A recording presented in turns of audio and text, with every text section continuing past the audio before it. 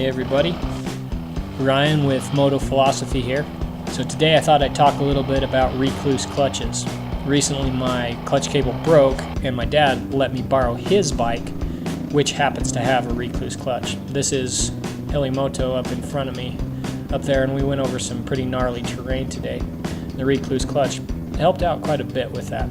So I figured if you were on the fence, or if it's something you were thinking about, I could give you a couple of pros and cons just to maybe help you make up your mind, and then I'll let you know what I think at the end of the video.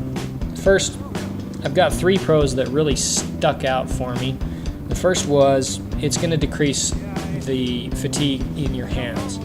You're constantly working your clutch when you're going over technical terrain, constantly feathering your clutch if you're trying to climb a hill, and this is going to do all of that for you. You just work it with the throttle. It does all of the clutching for you. Another really nice thing about them is your motor doesn't die. As the RPMs of the motor go down, it simply disengages the clutch.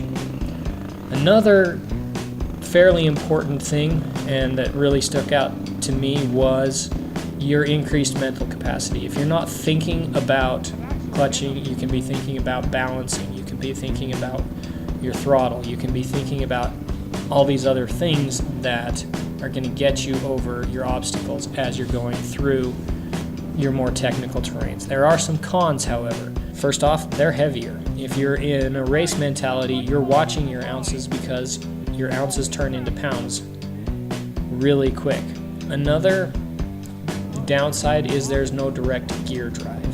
Now this is only really important if you need to bump start your bike, or if you're using your engine brake, and you can engine brake with a Recluse clutch, it's just a little different. And another downside to them is they require horsepower. Just like an automatic transmission in a vehicle, they are a little bit heavier, so it's going to take that, but then there is that little bit of power that they require to drive them. Personally, I love them. They completely change the way you ride.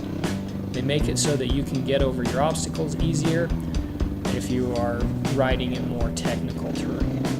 They do require that extra power. If you don't have a really powerful bike, I might actually suggest not getting one, because they require a lot to pull them.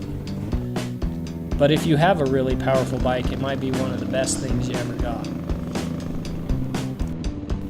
I hope this gave you a little bit of information. I hope you enjoyed the video.